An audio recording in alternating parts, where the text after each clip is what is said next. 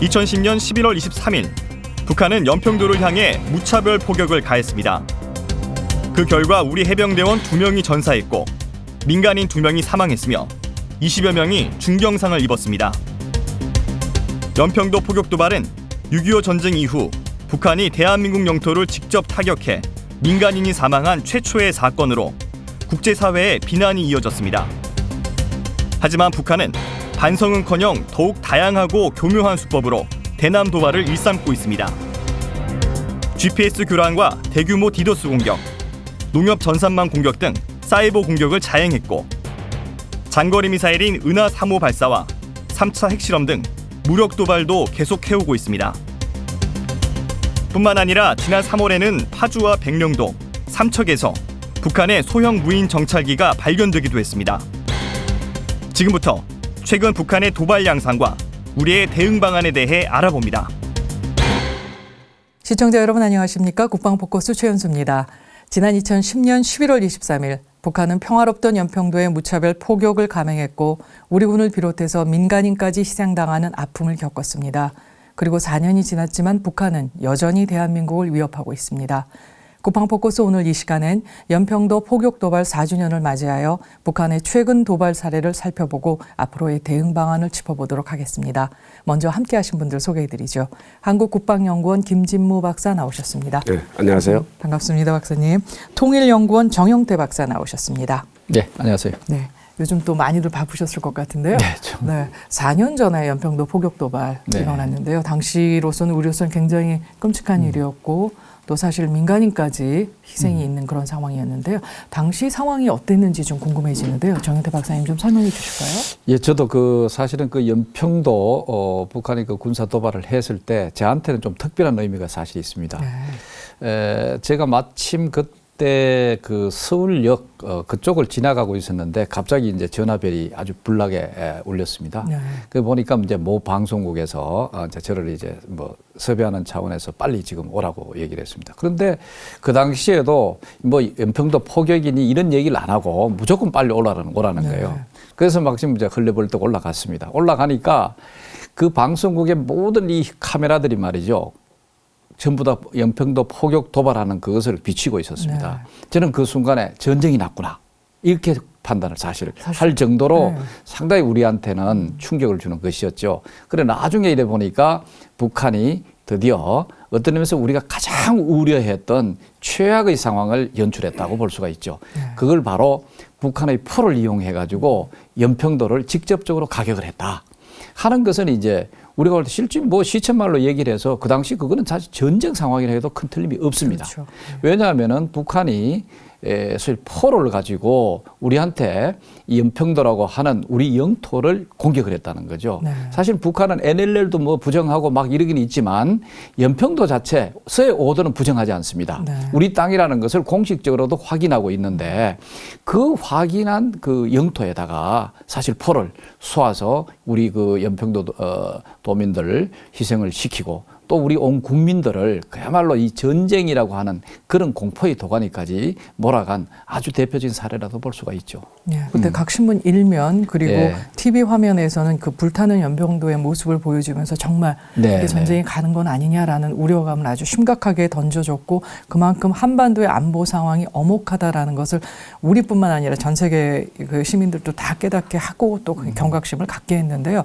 지금 정 박사님께서 말씀해 주신 것처럼 NLL을 무력화에 대해서 북한이 계속 노력은 하고 그런 시도를 해왔지만 실제적으로 정전협정 이후에 우리의 영토에 직접적으로 이렇게 포탄이 터진 경우는 거의 없었잖아요. 그렇죠. 어떻게 보면 새로운 양식의 도발이라고 볼 수가 있는데 이 부분에 대해서는 김 박사님께서는 어떻게 보고 계십니까? 그렇죠. 북한이 6.25 전쟁 이후로 그러니까 휴전협정이 성립이 되고 난 이후로 북한이 뭐 수없이 도발을 했죠. 도발을 했는데 그 도발을 보면은 뭐 대표적으로는 이제 8.18 도끼 만행 사건처럼 휴전선 한복판에서 도끼로 미군을 뭐 치는 어떤 그런 상황. 또 아웅산 폭파라든지 칼기 폭파라든지 이런 테러형의 어떤 그런 도발도 있었고요. 그다음에 그 1999년도 연평 제1차 연평해전, 2002년도 제2차 연평해전처럼 어떻게 보면 또 해상에서의 어떤 해군끼리의 군사적 충돌 문제, 대청해전까지 포함해서요. 이제 이런 다양한 그 도발을 했지만 우리 영토에다가 직접 포격을 가한 적은 없었습니다. 이런 그런 거는. 그러니까 이번 지난 4년 전에 연평도 포격 도발은 우리 영토에 직접적으로 포격한, 어떻게 보면 우리 정 박사님 말씀하신 것처럼 거의 전쟁 상황을 그 생각할 수 있는 만큼의 어떤 그런 도발이었다, 이렇게 생각할 수 있습니다. 네, 그러니까 상당히 더 도발의 강도라든가 그렇죠. 의도 같은 게 더 강해졌다라고 볼 수가 있는데요. 그렇다면 이게 어떻게 보면 정전협정 위반이라는 사안이 분명하고 그 이전에 있었던 천안함 사건하고는 달리 이 소행이 어디라는 것이 분명하게 나오기 때문에 북한으로서도 이 부분에 대한 좀 부담이 있었을 것 같긴 하는데요. 그럼에도 불구하고 이렇게까지 한 의도가 어디에 있다고 보세요, 정 박사님? 그게 바로 이제 북한이 뭐 잘 아시다시피 경제력이라든가 이런 그 종합적인 국력 차원에 있어서는 이 남한하고 비교할 바는 사실 못 되죠. 그렇다고 해서 북한이 뭐 자기들의 그 체제를 우리한테 뭐 넘긴다든가 뭐 흡수 통일이라든가 뭐 이런 식으로 생각을 할 수 있는 것도 아니고, 그렇다면은 자기들은 그런 어려운 가운데서도 뭔가 이 주도권을 행사를 하면서 남북한 관계에서 자기들이 얘기하는 소위 이제 그 계급 투쟁이랄까 이런 것을 통해서 소위 그 적화, 통일 이런 것을 달성하고자 하는 목표를 사실 갖고 있어요. 자, 그렇다면은 이것을 실현시키기 위해서는 자기들이 유일하게 강한 면모를 보이고 있는 이 군사력이라는 거죠. 이 군사력을 과감하게 우리한테 시위를 함으로써 우리가 위협을 인식을 하고 그것을 통해서 우리가 북한이 원하는 대로 무슨 남북한 관계 개선을 한다든가 뭐 이런 것은 이제 요구를 한다는 거죠. 그렇기 때문에 북한이 소위 특히 그 핵무기를 개발하고 난 다음 소위 이제 3차 핵실험까지 했지 않습니까? 그때가 아마 1차 핵실험이 끝났을 때예요. 그럼 그렇다면은 이 이후에 핵실험이라든가 이런 전반적인 것들이 바로 뭐 했느냐. 자기들은 강력한 핵이 있기 때문에 이것이 뒷받침이 되고 있기 때문에 자기들은 이런 사소한, 자기들 표현대로 사소한 도발 같은 거는 우리가 어떻게 못할 거다. 이걸 판단하고 있다는 거죠. 그렇게 해서 과감하게 이제 서해 해상을 집중적으로 군사적으로 활용한다. 이래 볼 수가 있어요. 네, 그러니까 두 가지 측면으로 일단 볼 수가 있네요. 그 북한이 핵실험을 한 게 이제 1차가 2006년, 2차가 2009년이니까 이제 핵실험을 두 차례 끝나고 나서 이미 핵의 우위를 자신들이 갖고 있기 때문에 우리가 북한이 이런 도발을 하더라도 그거에 대해 눌려서 대응을 하지 못할 것이라는 기대가 있었고. 이게 이제 왜 그러냐면은 북한이 소위 핵을 갖고 있다는 것 자체는 만약에 자기들이 먼저 이런 그 국제적인 도발을 일으켰다. 그럼 도발을 일으켰는데 우리는 충분히 또 반격을 하거나 이 대응을 하게 된다는 거죠. 그래 했을 때 북한은 엄포를 놓을 가능성이 있는 거죠. 그럼 핵전쟁 할 거야 하는 어떤 그런 위협을 했을 때 과연 확전을 할 수 있겠느냐 하는 차원에서 우리가 그게 대응하기도 어렵지 않느냐, 제한된다. 여기에 대해서 자신감을 갖고 있다는 거죠. 그러니까 상당히 고강도 위협을 해보고 고강도 테스트를 위협이죠. 한 거네요. 그럼요. 자, 어떻든 그런 부분에서 우리가 할 수 있는 방안에 대한 여러 가지 것들을 고민하게 한 그런 사건이기도 한데요. 한편으로는 분명히 이제 전시도 아닌 상황에서 우리 군인도 사망하고 시민까지도 다치는 이런 일은 굉장히 있을 수가 없는 상황인데 이 상황에 대해서 우리 정부가 북한에 대해서 사과하라, 잘못했다라고 그리고 재발 방지 대책을 내놓으라고 계속하지만 늘 그랬듯이 그거에 대한 대답도 없었고요. 이제 이런 면에서 보면은 이제 국제사회가 계속적으로 이 북한에 대한 어떤 압박도 좀 가했어야 될 것 같은데요. 연평도 사건이 일어난 후에 우리 정부 또 전 세계에 어떤 반응을 보였는지 좀 궁금해지는데요. 김 박사님 어땠습니까? 북한이 뭐 그동안 수없이 도발을 했는데 그 도발을 하고 나서 한 번도 사과를 한 적은 없습니다. 그런데 딱 유일하게 한 번 있는 게 1.21 사태에 대해서 그 7.4 공동성명 1972년 7.4 공동성명 발표 당시에 당시 이우락 중앙정보부장이 북한을 갔을 때 김일성이 얘기를 했죠. 망동분자들의 행위였다. 뭐 이런 식으로 우회적으로 뭐 사과 비슷한 걸 하면서 이제 7.4 공동성명이 끌어나온 적이 있습니다. 그 이후에는 북한이 자기들의 도발에 대해서 한 번도 시인도 사과도 한 적이 없습니다. 사실은 이제 그런 부분에서 요번에도 자기들은 뭐 어떻게 보면 정당하다. 그러니까 그 연평도 그 일정 수역 바깥을 자기들의 영해로 주장하고 있거든요. 네. 그러니까 우리 연평도에서 당시에 그 해병대가 포사격을 했는데 그 포탄이 떨어진 지역이 네. 자기들 영해 지역이었다. 네. 뭐 그런 식이면서 이제 정당성을 얘기하는데 그건 엄연히 NLL 이남 지역이기 때문에 우리 수역이죠. 네. 근데 지금 그런 식으로 사과를 하고 있지 않은데 문제는 그 아까 우리 얘기를 나눈 것처럼 그 연평도가 우리 영토가 포격을 당하는 사건을 뭐 전 세계가 생생하게 네. 그 방송으로 그 생중계되는 상황이었습니다. 그렇죠. 그러니까 전 세계가 깜짝 놀랐죠. 네. 그러니까 사실 여기에서 이제 그 국제사회가 이 한반도 안정을 해치는 북한의 도발에 대해서 굉장히 우려를 표했고 또 중국도 그 당시에 북한을 보고 모험하지 마라 하고 아주 강력하게 경고를 했습니다. 그리고 그 바로 다음에 1월 달에 미중 정상회담이 있었거든요. 예. 미중 정상회담에서 이례적으로 한반도 안정과 평화가 중요하다 이런 것에 대해서 같이 협력해서 안정을 지켜나가자는 어떤 그런 합의를 할 정도였습니다. 그러니까 국제사회도 북한의 도발에 대해서 우려를 하고 있고 당시에 우리 정부는 이 남한을 직접 공격하는 어떤 새로운 위협이거든요, 이게. 그렇죠. 그러니까 이거는 우리가 진짜 적극 나서서 막아야 되겠다. 그런 것 때문에 그 이후로 그 이명박 정부 때 그 서북도서 지역에 사령부를 만들고 예. 그리고 전력을 대폭 강화했죠. 강화하고 그다음에 그 당시에 우리가 대응 자체에서 나타났던 많은 문제점, 군 대응에서요. 그 국방선진화 추진위원회도 만들고 그래서 국방개혁을 가속화하는 계기가 됐다 이렇게 볼 수 있습니다. 예.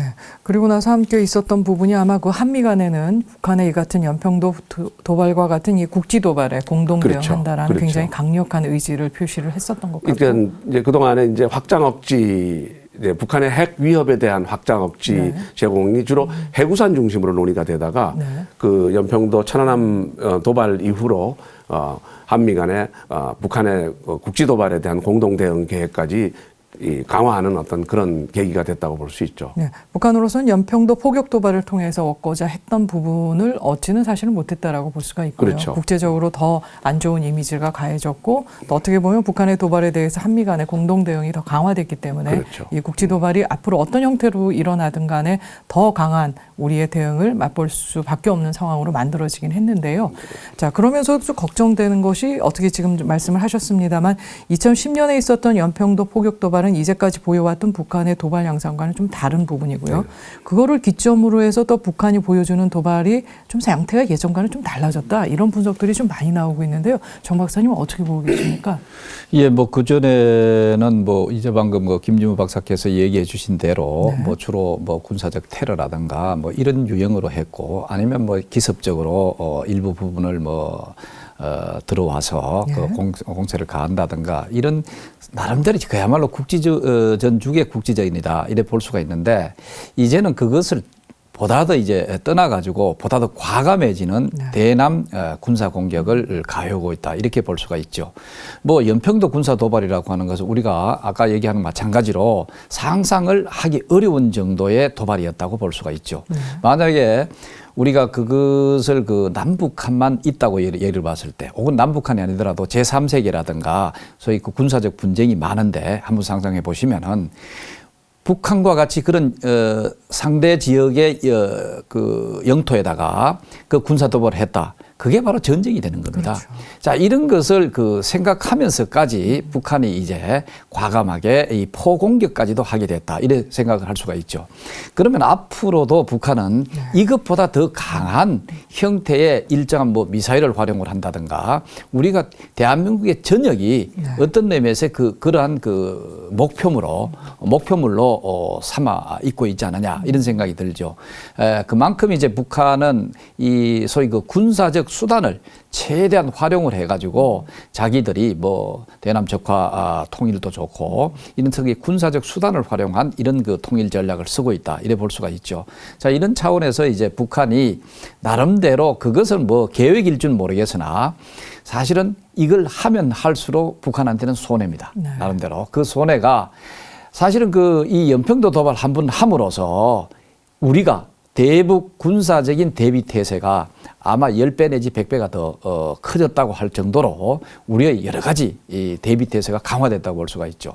한미 동맹 관계 차원에 있어서나 또 실질적으로 우리 대한민국의 국방력 강화 차원에 있어서도 오히려 그것을 강화하는 계기를 줬다고 볼 수가 있죠. 네. 그래서 북한이 이것보다도 좀 과감한 그 형태가 나온다 손 치면은 아마 북한을 압도할 수 있는 나름대로 그리고 또 북한의 현 체제를 그야말로 원점 타격하는 어떤 그런 차원에 있어서도 우리도 과감해질 수밖에 네. 없다. 네. 이런 정도로 상호 파괴적인 그런 형태가 생길 수가 있겠다는 생각이죠. 그렇기 때문에 북한이 이러한 군사 공격 이런 것은 단순히 자기들이 정치적 목적을 위해서 입질하는 형태로 했다가는 오히려 더 큰 타격을 받게 된다는 것을 명심해야 될 그런 그 시점이라고 볼 수 있죠. 네.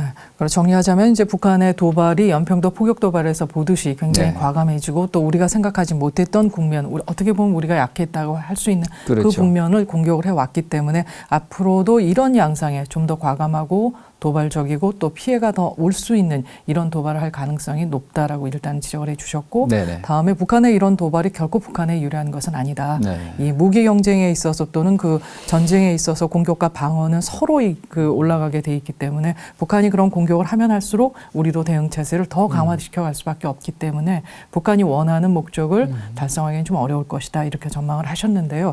자, 그럼 이런 전망을 갖고 있고 이렇게 분석이 되고 있음에도 하고 북한은 도발을 끊이질 않고 있거든요. 어떻게 보면 북한 사회가 그 국제적으로 굉장히 그 호전적이고 군사적인 것만 집중하고 이런 이미지를 갖고 있기 때문에 도리어 좋은 이미지를 통해서 국제사회에서 호응을 얻을 수 있음에도 불구하고 이런 우리가 보기엔 굉장히 낮은 방법이라고 볼 수 있고 또 좋지 않은 방법이라고 할 수 있는 방법을 고집하고 있는 이유가 어디에 있다고 보십니까, 김 박사님? 예, 뭐 우리가 북한이 뭐 위협을 한다든가 도발을 한다든가 어떤 우리 이상 행동을 할 때 그 의도를 분석을 하는데 네. 이제 그 당시의 어떤 상황을 가지고 분석을 합니다. 예를 들면은 육자회담이 잘 안 풀리면은 뭐 육자회담에서 협상력을 높이기 위해서 한반도 긴장을 조성한다든가 또 우리 정부가 뭐 대북 지원을 멈춘다든가 이럴 경우에 우리 정부의 대북 정책을 변화시키기 위해서 뭐 도발을 한다. 뭐 이제 그렇지만 이거는 사실 그 아주 국지적인 문제고 네. 근본적인 문제는 아까 말씀하신 것처럼 북한이 고립되어 있기 때문에 그렇습니다. 고립되어 있다는 거는 사방이 자기 적이라는 얘기거든요. 결국은 이게 고립은 스스로 자초한 거고 자초한다는 거는 체제 자체의 문제거든요. 북한이 지금 최근에 유엔에서 북한 인권 문제 가지고 이제 강하게 나오는 것도 북한 체제의 아주 기본적인 문제가 인권에 대한 심각한 문제를 야기할 수밖에 없는 체제이기 때문에 그렇다는 거죠. 네. 왜냐하면 1인 독재 정권, 절대 권력을 행사하는 1인 절대 정권 하에서는 그 북한 주민들의 인권이라는 거는 그냥 무시될 수밖에 없는 그런 상황이고 국제사회가 보면은 저 북한이라는 나라는 진짜 문제가 있는 나라다. 인권을 바꿔라, 압박한다 이거죠. 네. 그 압박이라는 거는 결국 김정은 정권 입장에서는 외부로부터의 위협이 될 수 있고 또 내부에서의 어떤 시장화나 주민들의 어떤 경제난이 내부의 어떤 많은 변화를 가져오고 사실 오래된 뭐 지난 한 20년 동안 계속되고 있는 부분이지만 그 김정은 정권 입장에서 보면은 대내외적으로 항상 불안정한 상황입니다. 네. 그러니까 이 불안정한 상황을 타개하게 할 수 있는 방법은 결국은 그들이 갖고 있는 여러 가지 수단 중에 하나가 대남 군사적 긴장을 조성하고 네. 군사적 도발을 해서 어떤 외부로부터의 위협을 부각시킴으로써 북한 주민들의 어떤 충성심을 유도하려고 하는 부분이 있고 네. 또 한 가지는 자기의 힘을 외부로 과시해서 내가 이 정도 힘이 있으니 나를 무시하고 섣불리 건드리지 마라. 사실 그런 메시지거든요. 네. 그런 메시지를 위해서 사실은 도발을 하는 건데 이 도발의 근본적인 어떤 그 대상이 결국 남한이 되는 거죠. 그렇죠. 지금 문제가. 네. 그러니까 그런 의도는 결국은 체제 자체의 문제가 북한이 끊임없이 군사적 도발을 하게 만드는 거다. 그래서 남북 간의 관계가 좋아진다고 해서 북한이 도발을 멈춘다? 그것도 아닙니다. 왜냐하면 김대중 정부 시절에 남북 관계가 얼마나 좋았습니까? 그럼에도 불구하고 99년, 2002년 뭐 끊임없이 도발을 했거든요. 네. 그리고 NLL 무실화 또 계속 해왔고 예. 그러니까 그런 걸 봐서는 그 북한 체제 자체의 문제다 이렇게 볼 수 있습니다. 그렇군요. 그 최근에 북한이 뭐 그 정찰기도 보내기도 하고 무인 정찰기를 또 보내서 또 한국 사회를 확 뒤집어 놓기도 했었는데요. 자, 이런 식의 도발들 앞으로도 그럼 계속될 수밖에 없는 상황이라고 좀 봐야 됩니까? 끊임없이 할 겁니다. 그게 자체가 이제 우리 김준우 박사님이 얘기해 주신 대로 뭐 체제 보전을 위해서 하는 그런 측면이 있지만 그건 사실 그렇게 나는 위험이 안 된다고 봅니다.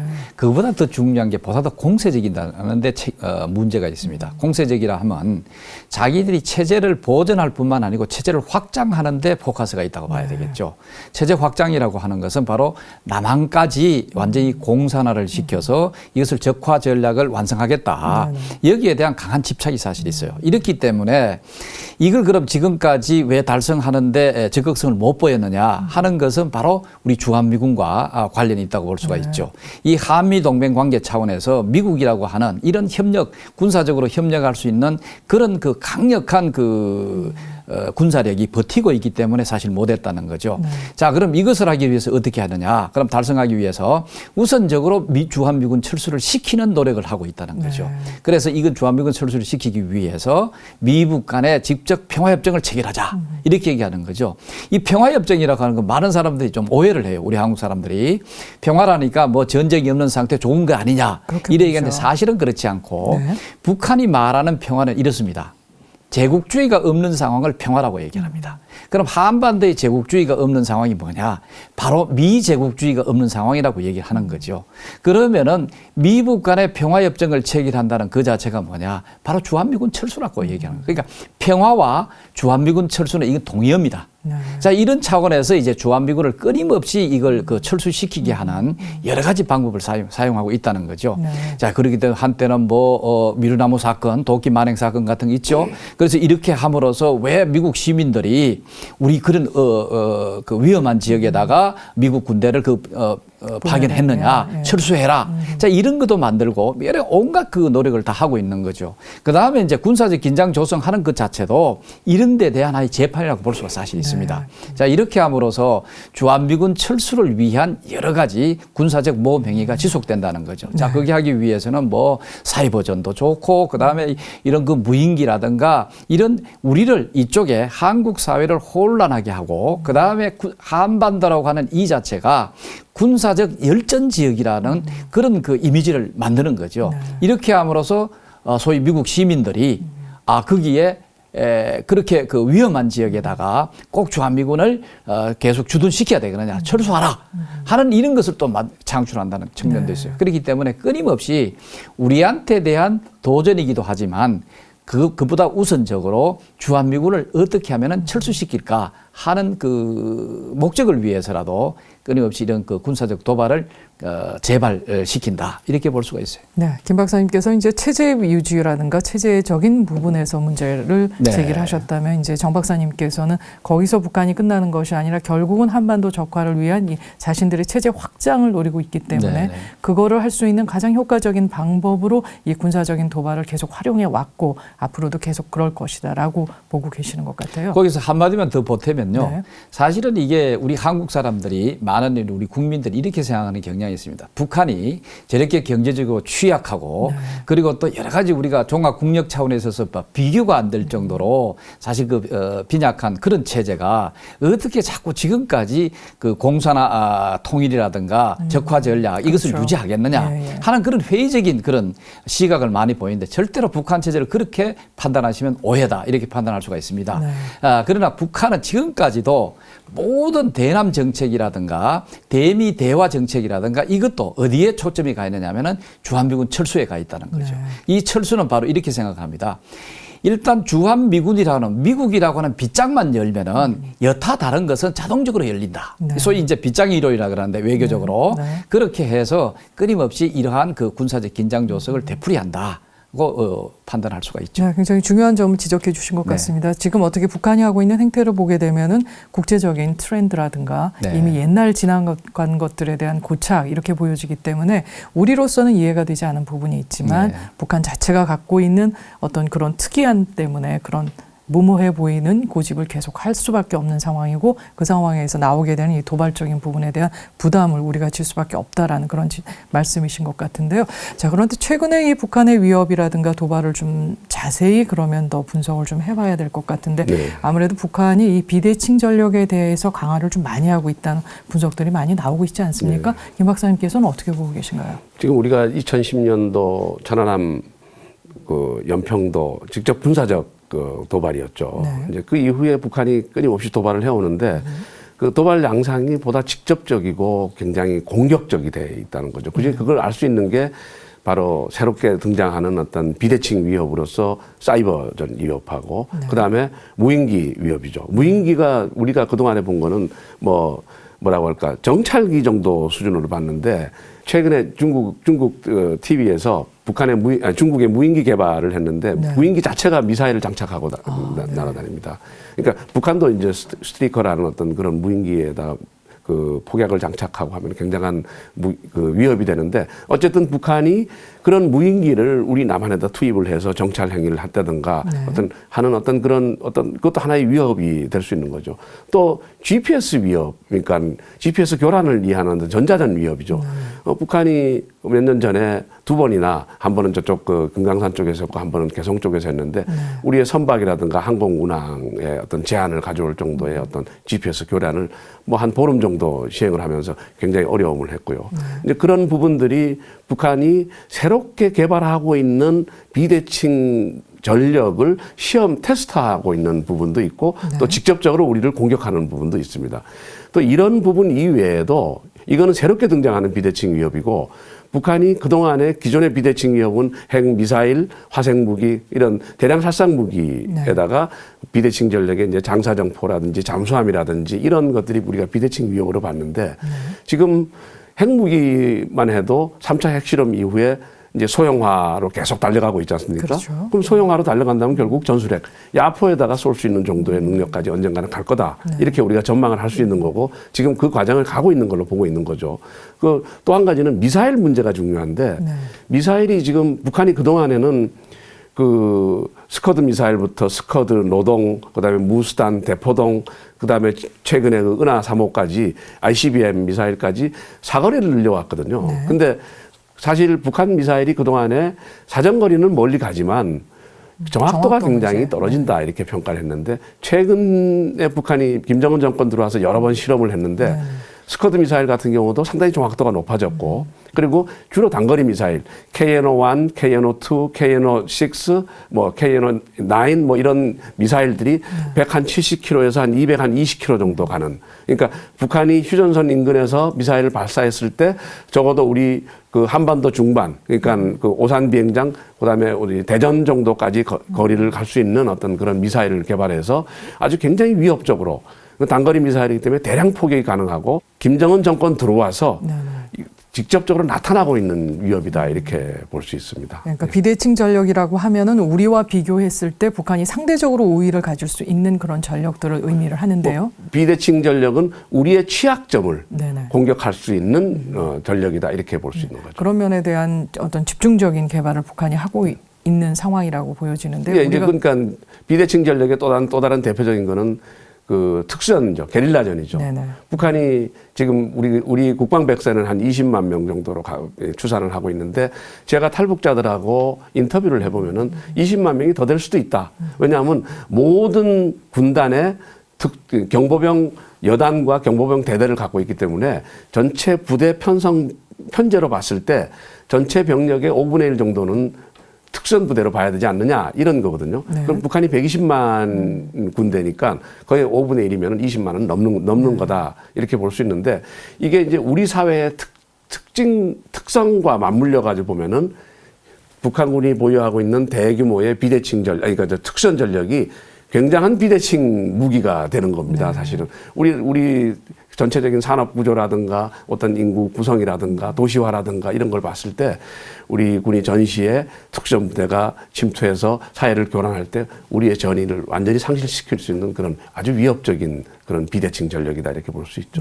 김 박사님 설명에 따르면 이제 무인기와 GPS와 같은 또 새로운 정도의 어떤 비대칭에다가 우리가 전통적으로 위협으로 느끼고 있는 미사일 개발이 더욱더 가속화되고 있다는 것과 또 하나 이제 특수전 부대들이 강화되면서 전시의 후방 교란에 의한 어떤 국민들의 그 전투 수행 의지를 좀 약화시려는 이런 부분으로 발전이 되고 있다. 그렇습니다. 이렇게 얘기를 하셨는데요.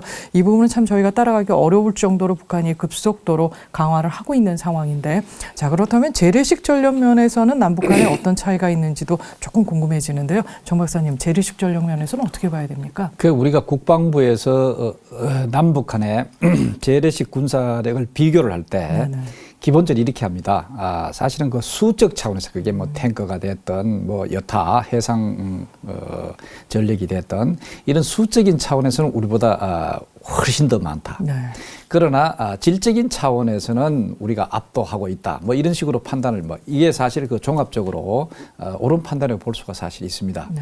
그럼에도 불구하고 우리가 이제 북한의 그 수적인 차원에서 훨씬 더 우리를 압도를 한다 하는 이유가 한때는 이래 판단을 했습니다. 뭐냐면은 뭐 수라고 해봐야 예를 들어서 잠수정이 있다 칩시다. 이 잠수정은 벌써 60년대, 70년대 만들어 놓은 것을 지금까지 사용한다는 거죠. 네. 우리 대한민국은 그 정도 사용하면 중간에 이제 도태시키고 새로운 무기를 또 보충을 하고 이런 식으로 나가는데 북한은 도태시키는 게 거의 없다. 네. 그래서 계속 이것을 자꾸 축적시킨다는 거죠.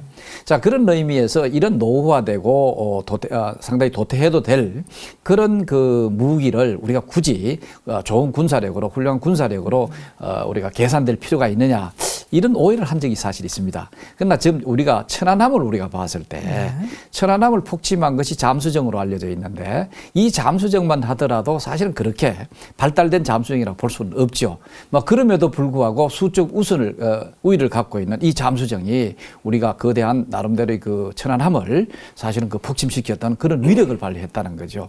자, 그렇기 때문에 북한이 지금 수적으로 우위에 있는 여러 가지 탱크도 좋고 여러 가지 이런 지상 그 재래식 무기 자체가 사실은 이 전략 환경에 따라서 그다음에 전술에 따라서 굉장한 그 위력을 발휘할 수 있다. 이래 판단을 할 수가 있죠. 특히 이제 아까 우리 김윤 박사님 얘기해 주신 대로 그 대칭 전력 형태로 이것을 활용한다면은 굉장한 또 나름대로 힘을 발휘를 한다. 이렇게 생각이 되거든요.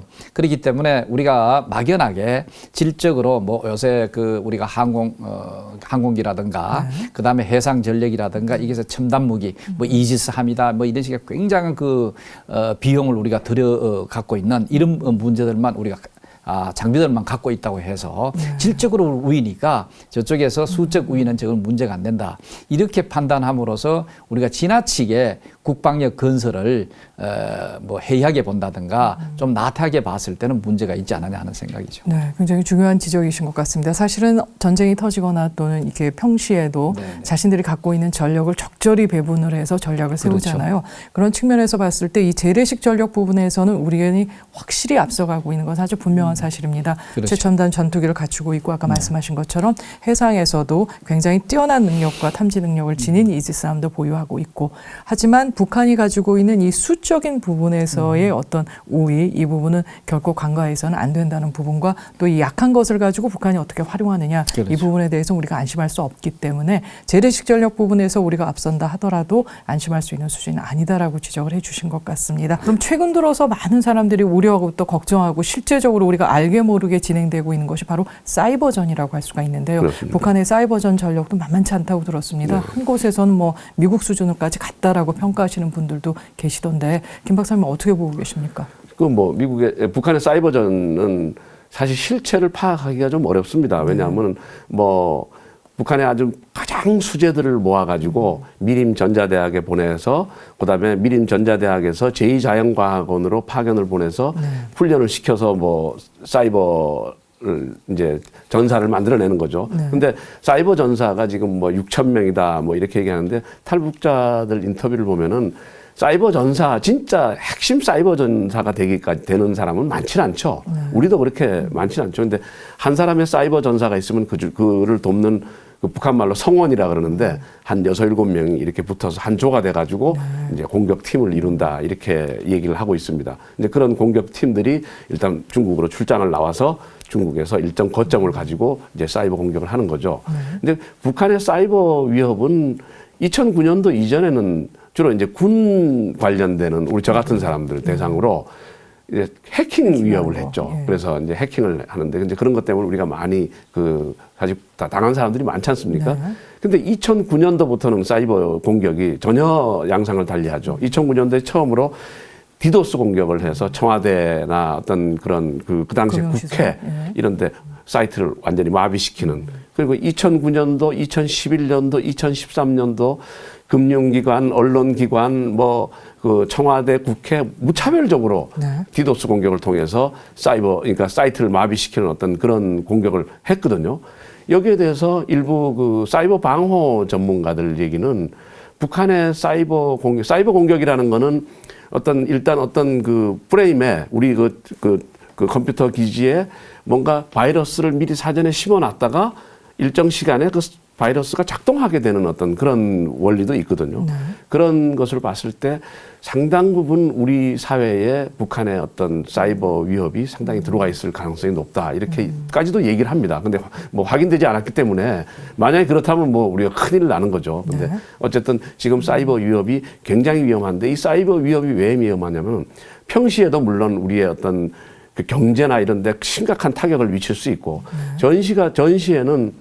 전시라는 거는, 전쟁은 이제 총력전입니다. 네. 모든 전국에 있는 자원과 어떤 인원을 다 동원해서 전쟁을 해야 되는 상황인데, 사이버 공격을 통해서 우리의 주요 기반 시설, 전력이라든가 뭐 수자원이라든가 이런 주요 기반 시설을 마비시켰을 때 우리의 전쟁 수행 능력이 현격히 떨어지고, 또 우리 군은 지금 네트워크 기반 전쟁 그렇죠. 수행을 목표로 합니다. 그러니까 모든 부대나 이런 지휘 통제가 컴퓨터로 연결되는 그렇죠. 상황 아닙니까? 그래서 사이버 공격에 상당히 취약할 수도 있기 때문에 만약에 그 네트워크 기반의 사이버 공격을 통해서 그걸 마비시켰을 때 우리 군의 어떤 그 전쟁 수행 능력이 현격히 떨어질 수 있다. 그런 부분에서 어떤 북한의 사이버 위협은 심각한 부분이다, 이렇게 생각할 수 있습니다. 네. 김 박사님 설명을 듣다 보니 북한이 이 사이버전에 주력을 할 수밖에 없는 다양한 이유가 있는 것 같다는 생각이 들고, 지난번에 우리 어떤 어느 기관에서 네. 새로운 위협, 그러니까 포괄적 위협을 리스트를 쭉 했어요. 한 10가지 정도를 놓고. 북한의 위협을 말씀하신 거죠? 북한의 위협 말고 이제 그 포괄적 위협으로 해가지고. 우리 한국에 우리가 갖고 있는 인간 안보 위협도 그렇고 뭐 질병이라든지 테러라든지 이런 위협들을 쭉 놓고 우선순위를 매겨달라.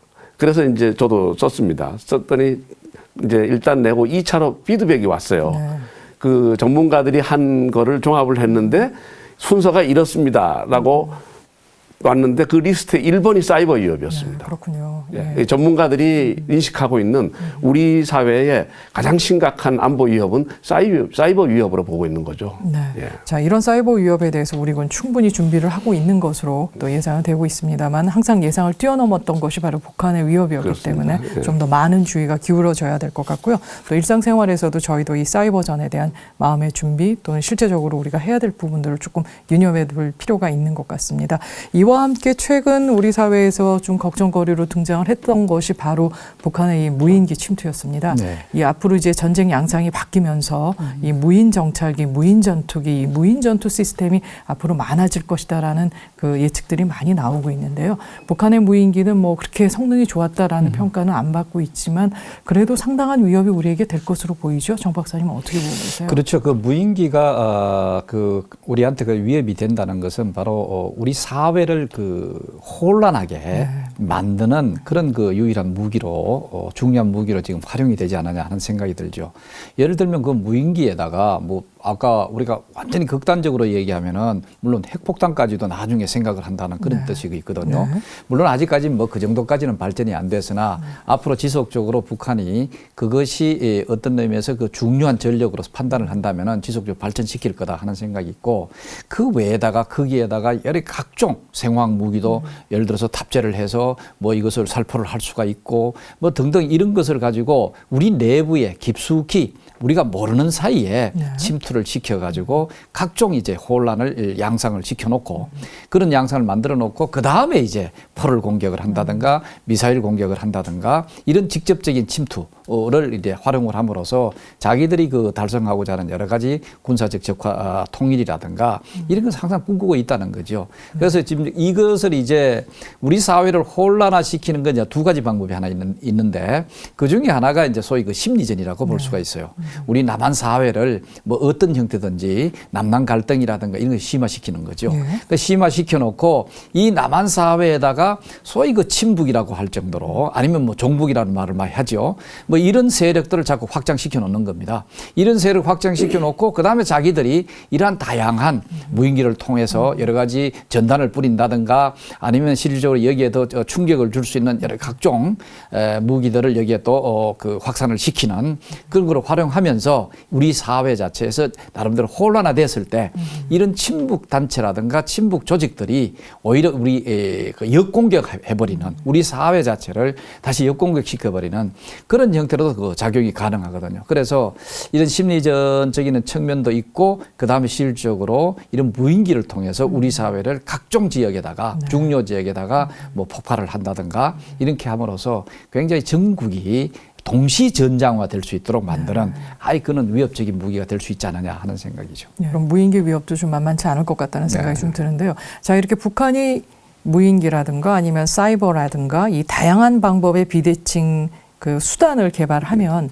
자연스럽게 생각하는 것이 북한이 이제 쓰고 있는 이 대남 군사 전략도 바뀌지 않았을까라는 생각이 좀 드는데요. 김 박사님, 이 부분에 대해서는 이렇게 좀 연구하신 부분이 좀 있나요? 예, 우리가 북한의 전통적인 군사 전략이라 그러면은 선제 기습에 의한 속전속결로 그다음에 후방에다가 게릴라전을 해서 배합전을 통해서 이런 세 가지 요소를 결합을 해서 미 증원군이 도착하기 전에 한반도를 석권한다. 우리가 이제 이렇게 보고 있고 제가 군 출신 탈북자들의 인터뷰를 해봐도 지금 군사 전략이 교리화되어 있는 건 사실입니다. 그들 말로는 선멸전이라 그러는데 교리화되어 있는 게 사실인데 근데 현재 북한 상황을 보면은 과연 그런 군사 전략을 그대로 시행할 것인가 할 수 있는 능력이 있는가 이렇게 볼 수 있는데요. 먼저 우선 북한이 전쟁을 하기 위해서는 총력전을 해야 되는데 총력전의 문제는 우선 그 북한이 전시 예비 물자를 뭐 100일치를 갖고 있다고 하는데 워낙에 경제난이 심하다 보니까 그걸 많이 빼먹었어요. 그렇게 확인이 되고 있습니다. 그러니까 전쟁 수행 능력, 지속 능력이 좀 떨어지고 또 예비 전력도 과거보다는 훨씬 좀 형식적이 돼가고 있는 부분이 있고 장비도 굉장히 낙후돼 있고 또 한 가지는 그러면 기습이다 이거죠. 선제 기습에 의한 속전속결인데 선제 기습을 하려면은 우선 전용 군단이 충분하게 가동이 되고 또 일치에 기습하려면은 이 전선에 있는 모든 부대들이 유기적으로 지휘 통제 체제를 통해서 다 연계돼 있어야 되는 거거든요. 준비 딱 돼 있다가 일시에 남침을 해야 되는데 지금 북한군을 만나보면은 이 1군단, 5군단, 2군단 그러니까 강원도부터 이 전방을 맡고 있는 군단들이 북한군에서 영양 상태가 최고로 열악합니다. 정말 안 좋습니다. 그러니까 그러면서 북한군에서 얘기하는 거 보면 그쪽의 군인들의 별로 신경을 안 쓴다 이거죠. 그러면서 탈북자들이 그 얘기는 곧 비대칭 전력 가지고 전쟁을 하려고 하는 거지 전년에 있는 병사들 가지고 전쟁하려는 거 아니지 않느냐. 또 이런 겁니다. 그다음에 북한군의 그 지휘 통제 체제 그러니까 C4I라고 얘기할 수 있는 건데 이 부분도 거의 뭐 몰스 전화 이 정도 수준이거든요. 컴퓨터화되어 있지 않기 때문에 효율적인 지휘 통제가 어렵고 또 그러면 속전속결 문제로 보면 일시에 이제 남침을 해서 밀고 내려와야 되는데 사실은 이게 대부대 간의 훈련이지 않습니까? 대부대 훈련이 필요한 부분이죠. 군단급 훈련이 필요하고 거기에 대한 군단과 군단, 사단과 사단 간의 연계가 필요한데 사실 북한에 지금 그 기름이 없어서 대부대 훈련은 거의 못하고 있거든요, 사실은. 그렇다면은 과연 효과적으로 속전속결을 할 수 있겠느냐. 이제 그런 부분이죠. 그러니까 물론 북한이 지금 비대칭 전력 개발에 이제 그 가속화를 하고 있고 주력을 하고 있는데 그러면은 우리가 생각할 수 있는 거는 북한이 비대칭 전력을 가지고 전쟁을 한다는 가정하에서 우리가 어떤 군사 전략이 나올 수 있겠느냐 이런 거죠. 저는 이렇게 봤습니다. 단계별로 우선 첫 번째 단계에서 북한이 갖고 있는 모든 무기를 그러니까 비대칭 전력, 그러니까 미사일, 핵무기가 필요하다면 핵무기는 조금 문제가 좀 있을 수 있습니다. 화생무기, 또 뭐 이런 여러 가지 무인기라든지 이런 것들을 일단은 전쟁을 개전하지 않은 상황에서 공격을 하는 거죠. 근데 그럼 심리적인 예. 충격을 그러니까 먼저 완전히 뭐 거죠? 주민들이 그러니까 그러니까 우리 국민들이 완전히 혼란에 빠지는 거죠. 전의를 상실하고 그리고 바로 게릴라 20만 명 게릴라가 남한으로 어떤 식으로 물론 오다가 못 내려오는 사람들이 있을 거고 그렇지만 어쨌든 상당 부분이 내려와서 파괴를 하는 거죠. 2단계는. 남한을 완전히 혼란에 빠지면은 우리의 군의 대응 능력이 어쨌든 내려와 있는 특수연하고 싸워야 되잖아요. 해야 되는 상황이니까. 그러면 전선이 허술해질 수밖에 없다 이거죠. 그때 3단계에서 그런 상황에서 비록 열악한 상황이지만 1군단, 5군단, 2군단 전선에 있는 병력이 남침을 시작하면서 그들이 갖고 있는 기계화 부대가 동시에 내려오는 거죠. 전 이런 시나리오를 한번 생각해 보고 있는데 여기에 병행해서 개전과 동시에 그들이 갖고 있는 미사일로 오키나와 일본, 괌과 같이 미 중원군의 어떤 기지를 타격을 하면서 중원을 방해한다 이거죠. 이제 그런 시나리오, 그러니까 과거 6.25식의 어떤 전격전 같은 어떤 전쟁 시나리오보다는 좀 더 다른 시나리오를 우리가 좀 생각하고 대비책을 만들어야 될 거 아니겠느냐. 저는 그렇게 생각합니다. 네, 김 박사님 말씀 듣다 보니까 아마 그런 방식으로 전략을 바꾸지 않을까라는 생각이 드네요. 가장 그게 그 사람들 입장, 북한의 입장에서 그렇죠, 봤을 그렇죠. 때는 예. 가장 합리적이면서도 우리가 손을 쓰기엔 굉장히 어렵게 만드는 그런 방식이라고 볼 수가 있는데요. 그러니까 아까 제가 말씀드린 것처럼 북한군의 평양에 있는 군 장교, 군관 출신이었습니다. 왜 1군단, 5군단을 저렇게 영양 상태가 열악한 상태로 놔두겠느냐. 북한이 비대칭으로 뭔가를 전쟁을 하려고 하는 거 아니겠느냐. 그건 확실하다. 이제 그렇게 봐야 되는 겁니다. 사실은. 그래서 그런지 최근에 우리 군도 이 북한의 비대칭 전략에 대해서 굉장히 고심을 하면서 대응 전략을 마련을 하고 있는 것 같습니다. 아마 그 부분에 대해서도 충분히 고민을 하고 있지 않을까 싶은데요. 예. 근데 문제는 북한이 이렇게 항상 그 도발을 하면서 또 한편으로는 대화 제의를 한다라는 이 화전양면을 계속 쓰고 있어서 진정한 지어이가 어디에 있는지 그걸 모르는 경우가 참 많은데요. 이런 북한에 대해서는 우리가 어떤 식으로 좀 대응을 해야 될까요? 그래서 흔히들 우리가 이 북한이 이 남북한의 대화를 하는 중에라도 또 뭐 서해 해상이라든가 충돌을 그렇죠. 인위적으로 일으켜서 군사적 긴장을 조성하고 이런 것을 뭐 화전양면 전술이라고 하는데 뭐 그렇게 표현할 수도 있지만 그 대남 관계 군사적인 어떤 그런 행태로 봤을 때는 저는 화전 양면이라기보다는 병진 전술이다 이렇게 볼 수가 있는 거죠. 그렇죠. 한쪽에서는 대화를 하면서 또 한쪽에서는 군사적 수단을 동시에 활용을 한다는 거죠. 그래서 이 대화에서 북한 스스로가 주도권을 잡기 위해서 이러한 그 군사적 수단을 적극 활용한다 이래 볼 수가 있습니다. 예를 들어서 남북한의 군사회담이 지금 적극적으로 열리고 있는 중에 판문점에서 열리고 있는 중에 서해 해상에 이 군사적 충돌을 인위적으로 일으켰다는 거예요. 그랬을 때 그 당시에 군사회담에 참여했던 우리 군 당국 인물 중에 이런 얘기를 하는 사람이 있습니다. 그때 벌써 이걸 확인을 했다는 거예요. 아예 저쪽에서 내려온 그런 회담 일꾼들이 이것을 알고 있었다는 거예요. 그 서해 해상에 있어서 군사 충돌을 일으키는 것.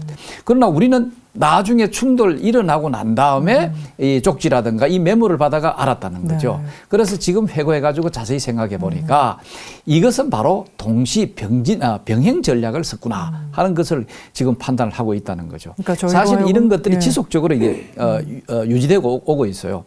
지금 이번에도 보면은 우리 사실은 그 황병서를 중심으로 해서 3인방이 내려왔지 않습니까? 뭐 최룡해, 김양금 이래가지고 우리 남한의 여러 언론도 그렇고 뭐 우리 전문가들도 그렇고 이제는 남북한 관계 개선에서 어떤 새로운 전기를 만든다 하면서 굉장히 이거를 장밋빛으로 사실 본 측면이 있습니다. 그래도 한쪽에서는 그런 과정에서도 보니까 예, 그렇죠. 바로 우리 고위급 회담을 북한이 수용을 해놓고 그것이 이제 11월 말이나 뭐 12월 초 뭐 이런 식으로 해서 10월 말이죠. 10월 말이나 이제 11월 초에 한다고 해놓고 사실은 어디냐 며칠 후에 서해 해상에서 군사적 도발을 사실 나름대로 충돌을 일으켰다고 볼 수가 있죠. 이런 것 같이 동시에 간다는 거죠. 모두입니다. 그러면서 이 고위급 회담에서 자기들이 추구하는 형태로 이것을 이끌어가겠다 하는 형태로 이제 바로 군사적 수단을 활용한 데가 저는 오히려 양면 전술이라기보다는 병진 전술이다. 이렇게 볼 수가 있죠. 네, 그러니까 어쩌면 협상에서의 우위라든가 아니면 협상 그렇죠. 상대장으로 하여금 생각할 여지를 주지 않고 곤혹스럽게 만들어서 뭔가 합리적인 판단을 못하도록 만드는 이런 그러면서. 수단의 하나로서 또 이제 도발을 적절히 활용하고 그렇게 있다. 함으로써 우리의 대북 정책이라든가 대북 행태라든가 대북 목적 자체를 사실 바꿔놓는 거죠. 네. 자기들이 유리한 방향으로 바꿔놓음으로써 남북한 대화를 자기들이 필요한 방향으로 이끌어간다는 그래서 항상 북한에서는 이게 있습니다. 먼저 남북한 대화라든가 이것을 통해 관계 개선을 하기 이전에 뭘 하느냐. 강력한 자기들의 군사력 자체를 우리한테 인식시키는 작업을 먼저 합니다. 네.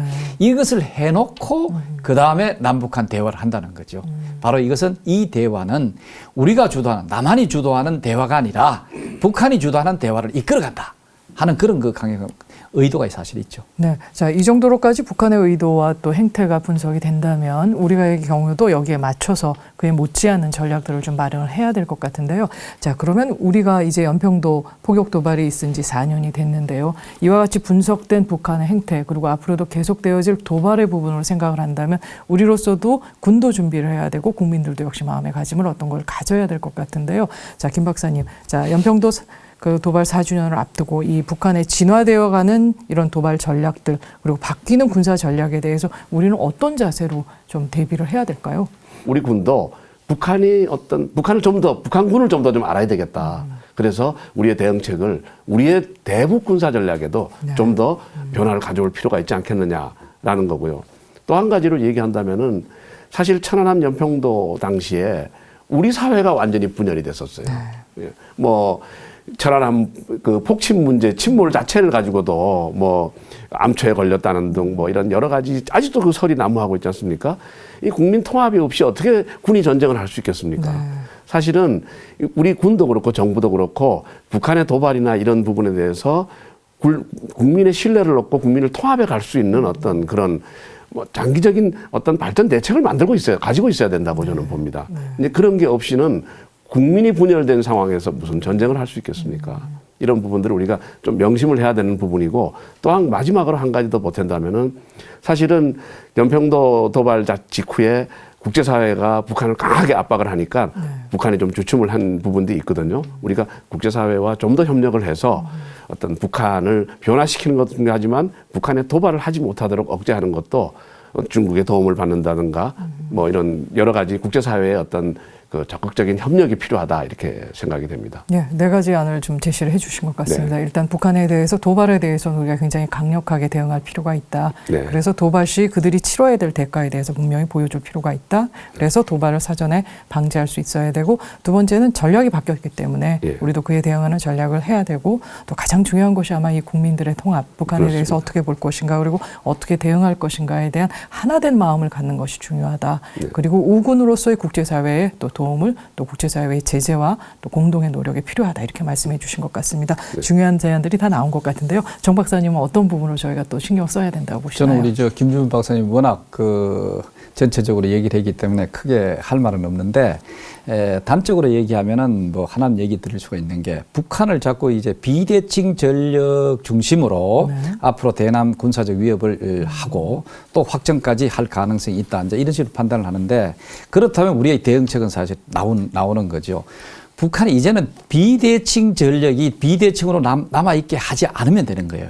그럼 우리도 거기에 대칭적으로 뭔가 대비를 하는 이것이 필요하지 않느냐.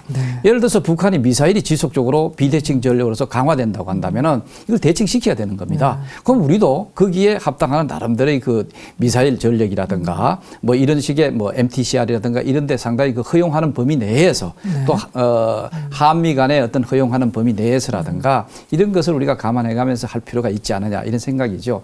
그 다음에 이 비대칭 전력을 우리도 대칭되게 만들다 그거 하나 있고 그럼 두 번째는 우리도 북한판 나름대로 북한을 대응해서 비대칭 전력을 우리도 발전시켜 나가야 되겠다 하는 거죠. 예를 들면 거기에서 제일 강력한 것이 역시 대북 전단이라든가 이런 거와 마찬가지로 심리전적으로 우리가 북한을 어떤 의미에서 변화시킬 수 있는 그런 수단이 적극적으로 강화될 필요가 있지 않느냐 이런 것이죠. 예를 들어서 김정은 체제와 같이 1인 독재 체제예요. 이건 사회주의 국가도 아니고 공산주의 국가도 아니에요.